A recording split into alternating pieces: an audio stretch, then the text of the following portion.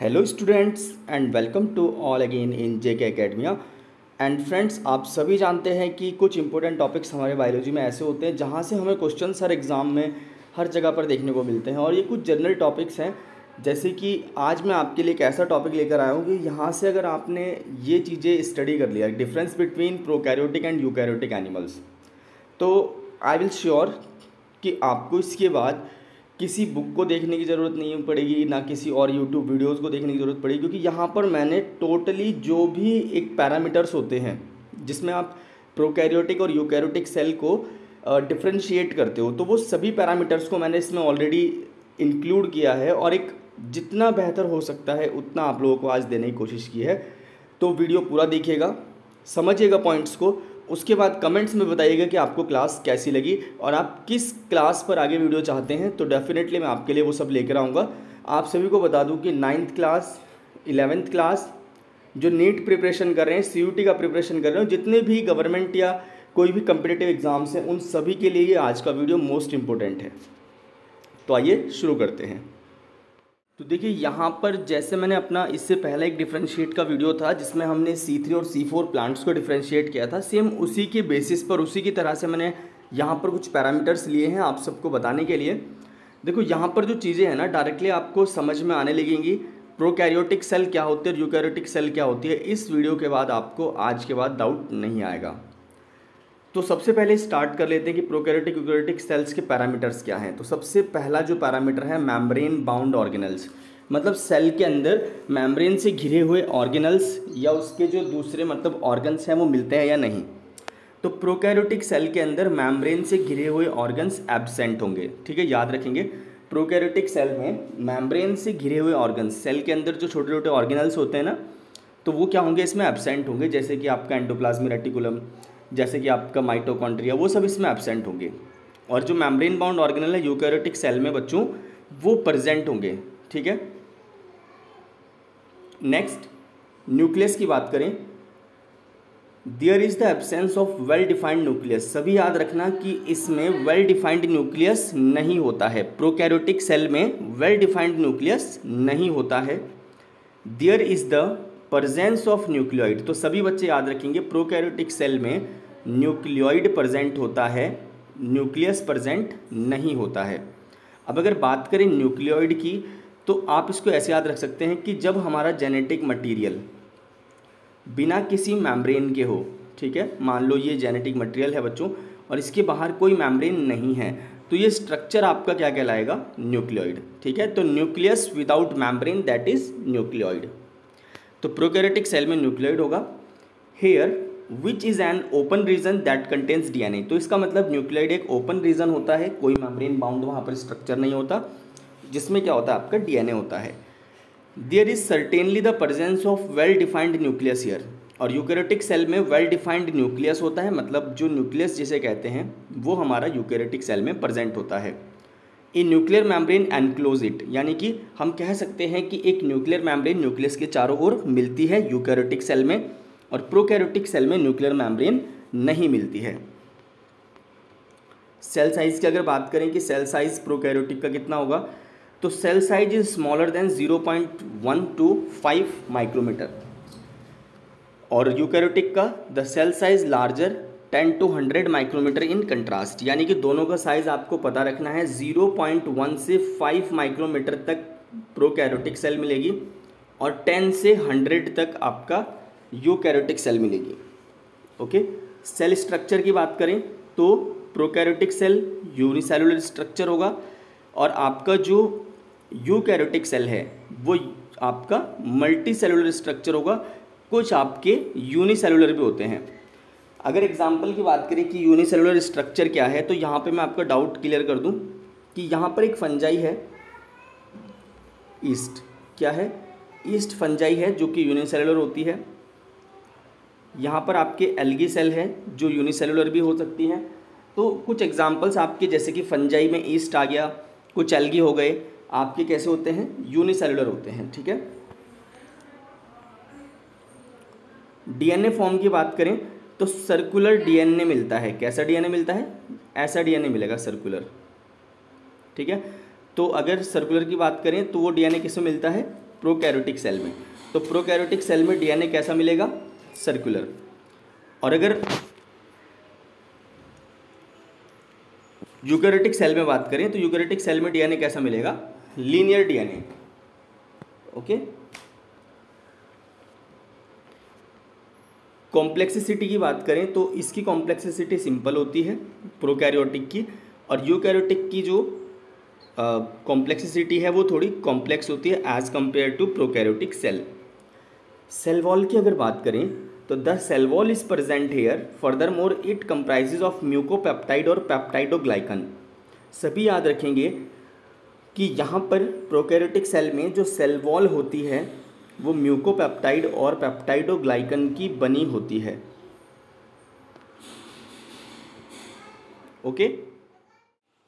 तो पेप्टाइडोग्लाइकन क्या होता है? पेप्टाइडोग्लाइकन एक तरह से आपको बता दूं कि प्रोटीन और आपके मतलब हम यहाँ पर बात कर सकते हैं कि पेप्टाइडोग्लाइकन एक तरह का पॉलीसेकेराइड होता है, ठीक है, यानी कि प्रोटीन से मिला हुआ पॉलीसेकेराइड होता है, मजबूत होता है, बैक्टीरिया की सेल वॉल को स्ट्रेंथ यानी रिजिडिटी प्रोवाइड करता है।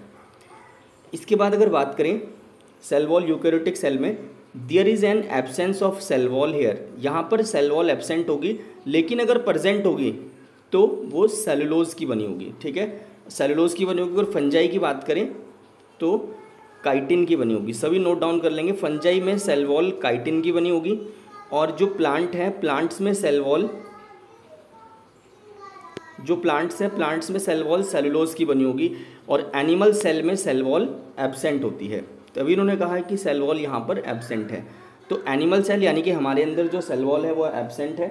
प्लांट्स में अगर सेल वॉल प्रेजेंट होगी तो वो सेलुलोज की बनी होगी, फंजाई में प्रेजेंट होगी तो वो काइटिन की बनी होगी। माइटोकॉन्ड्रिया एब्सेंट होते हैं प्रोकैरियोट में, और यूकैरियोट में प्रेजेंट होते हैं। राइबोसोम प्रोकैरियोट में 70S और यूकैरियोट में 80S प्रेजेंट होते हैं। अगर इस 70S की 80S की बात करेंगे तो यहाँ से अगर क्वेश्चन अंदर से आ जाए तो आपको किस तरह बताना है। कई बार इनका जो है यूनिट्स पूछ लेता है कि लार्ज सब यूनिट क्या है और स्मॉलर सब यूनिट क्या है। तो आपको याद रखना है प्रोकैरियोट वाले की जो लार्ज सब यूनिट है वो है 50, और जो स्मॉल सब यूनिट है वो है 30। ओके। तो 50 एंड 30S इसका जो है प्रोकैरियोटिक सेल का क्या होता है, स्मॉल सब यूनिट और लार्ज सब यूनिट होती है। अब यहाँ पे टोटल देखो तो आप टोटल आता है इसका 80S, लेकिन अब 80S तो है यूकैरियोट का, तो यहाँ पे तो 70S है। तो आपको याद रखना है कि ट्रांसलेशन प्रोसेस में 10S जो है वो रिड्यूस हो जाता है। ओके। इसके बाद अगर 80S की बात करें तो इसकी लार्ज सब यूनिट है 60 और स्मॉलर सब यूनिट है 40, तो टोटल इसका वो 100, लेकिन इसका भी 20 जो है S वो ट्रांसलेशन प्रोसेस में डिमिनाइज हो जाता है। शेप ऑफ डीएनए की बात करें तो डबल स्ट्रैंडेड सर्कुलर डीएनए होता है, ठीक है। इसमें अगर इसकी अगर बात करें यूकैरियोटिक की तो डबल स्ट्रैंडेड लीनियर डीएनए होता है। ओके। गोल्गी अपरेटस एब्सेंट होता है और यूकैरियोटिक सेल में प्रेजेंट होता है। गोल्गी अपरेटस का काम पैकेजिंग का होता है, ठीक है, packaging and transport, food packaging and transport का काम होता है गोल्गी अपरेटस का। Mode of reproduction prokaryotic cell में एसेक्सुअल होता है और यूकैरियोटिक सेल में सेक्सुअली रिप्रोडक्शन होता है। अगर हम बात करें बैक्टीरिया की तो बैक्टीरिया में सेक्सुअल रिप्रोडक्शन के कुछ टाइप्स देखने को मिलते हैं, जैसे कि ट्रांसफॉर्मेशन, कॉन्जुगेशन एंड ट्रांसडक्शन। तीनों याद रखना। अगर बैक्टीरिया में सेक्सुअली रिप्रोडक्शन की बात आए तो ट्रांसफॉर्मेशन एक्सपेरिमेंट जो ग्रिफिथ ने दिया था, और कॉन्जुगेशन और आपका ट्रांसडक्शन जो हर्षे-चेज एक्सपेरिमेंट के थ्रू बताया जाता है। इसके बाद बात करेंगे एंडोप्लाज्मिक रेटिकुलम की। प्रोकैरियोट में एब्सेंट और यूकैरियोट में प्रेजेंट होता है। एंडोप्लाज्मिक रेटिकुलम वो होता है जिसके ऊपर राइबोसोम प्रेजेंट होते हैं। दो टाइप्स का होता है, एक आपका RER यानी रफ एंडोप्लाज्मिक रेटिकुलम, और एक आपका SER यानी कि स्मूथ एंडोप्लाज्मिक रेटिकुलम। रफ मतलब उसके ऊपर खुरदुरा है, तो उसके ऊपर खुरदुरा किस वजह से है, रफ किस वजह से है, उसके ऊपर राइबोसोम प्रेजेंट है।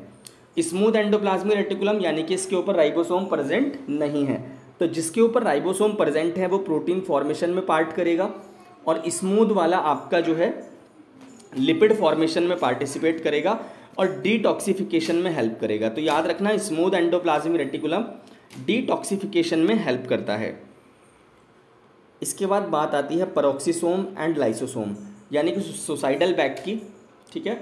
और जो हाइड्रोजन पेरोक्साइड बनता है टॉक्सिक मटेरियल, उसको ब्रेक डाउन करने वाले ऑर्गेनल की।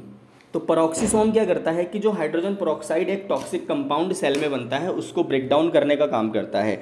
लाइसोसोम क्या करता है कि अगर सेल में कोई वेस्ट मटेरियल है तो उसको डाइजेस्ट करने का काम करता है। इसको सुसाइडल बैग भी कहते हैं। लाइसोसोम को सभी को पता होगा, सुसाइड बैग होता है आत्मघाती थैली। प्रोकैरियोटिक सेल में एब्सेंट और यूकैरियोटिक सेल में लाइसोसोम और पेरोक्सिसोम प्रेजेंट होते हैं। सेल डिवीज़न की बात करें तो प्रोकैरियोटिक सेल में cell division binary fission, transduction, conjugation के थ्रू होता है और यूकैरियोटिक सेल में माइटोसिस होता है। आप सिर्फ इसमें याद रखेंगे कि बाइनरी फिजन के थ्रू होता है। ओके, इसके बाद बात करेंगे next translation and transcription. Prokaryotic cell में एक साथ होते हैं, मतलब इधर ट्रांसक्रिप्शन भी चलता रहता है और साथ ही साथ ट्रांसलेशन भी चलता रहता है, ठीक है। और यूकैरियोटिक में ट्रांसलेशन आपका साइटोप्लाज्म में होता है और ट्रांसक्रिप्शन आपका न्यूक्लियस में होता है, मतलब दोनों अलग अलग। पहले ट्रांसक्रिप्शन होकर ख़त्म होगा, फिर ट्रांसलेशन होगा, ये होगा यूकैरियोटिक के अंदर। और प्रोकैरियोटिक के अंदर दोनों एक साथ चलेंगे, इधर ट्रांसक्रिप्शन चलता रहेगा और उसी के साथ साथ ट्रांसलेशन भी चलता रहेगा, क्योंकि दोनों ही प्रोसेस प्रोकैरियोटिक सेल में साइटोप्लाज्म में होती हैं। नंबर ऑफ क्रोमोसोम की बात करें तो इसमें सिर्फ एक क्रोमोसोम होगा और इसमें एक से ज़्यादा होंगे यूकैरियोटिक सेल के अंदर। प्रोकैरियोटिक सेल के अंदर सिर्फ एक होगा। रेप्लिकेशन की, these cell have a single origin of replication, यानी कि प्रोकैरियोटिक सेल में एक सिंगल ऑरिजिन ऑफ रेप्लिकेशन होगा और यूकैरियोटिक सेल में मल्टीपल ऑरिजिन ऑफ रेप्लिकेशन होगा। ऑर्गेनल्स की बात करें, the organelles in prokaryotic cells are not membrane bound, मतलब मेम्ब्रेन बाउंड ऑर्गेनल्स यहाँ पर नहीं मिलेंगे। माइटोकॉन्ड्रिया, क्लोरोप्लास्ट, न्यूक्लियस, ये मेम्ब्रेन बाउंड ऑर्गेनल्स प्रोकैरियोटिक में नहीं होंगे। और यूकैरियोटिक में आपके मेम्ब्रेन बाउंड ऑर्गेनल्स प्रेजेंट होंगे, जैसे कि क्लोरोप्लास्ट, माइटोकॉन्ड्रिया, ठीक है, राइबोसोम, न्यूक्लियस, ये सारे प्रेजेंट होंगे। वैसे तो राइबोसोम जो है मेम्ब्रेन बाउंड नहीं होता, माइटोकॉन्ड्रिया, क्लोरोप्लास्ट, न्यूक्लियस ये हमारे मेम्ब्रेन बाउंड होते हैं। एग्जाम्पल की बात करें तो example archaea and bacteria prokaryotic के, और यूकैरियोटिक के fungi, protista, animal plants, algae, ये सारे हमारे यूकैरियोटिक के एग्जाम्पल्स होते हैं। तो सभी को वीडियो कैसा लगा? हमने कोशिश की हर एक पैरामीटर पर हम बात करें, क्वेश्चन कहीं से भी आए आपको छूटना नहीं चाहिए, उन सबको ध्यान में रख के हमने क्लास आपकी बनाई है। डेफिनेटली श्योर हूँ कि यहाँ से क्वेश्चन आपका मिस नहीं होगा। तो फ्रेंड्स, और किस क्लास पर आप वीडियो चाहते हैं, किस पर आपका डिफरेंशिएट वीडियो चाहते हैं या फिर टॉपिक वीडियो चाहते हैं, आप कमेंट सेक्शन में बताएं, हम आपको वीडियो प्रोवाइड करने की कोशिश करेंगे। तो मिलते हैं नेक्स्ट वीडियो में, तब तक के लिए bye bye and take care.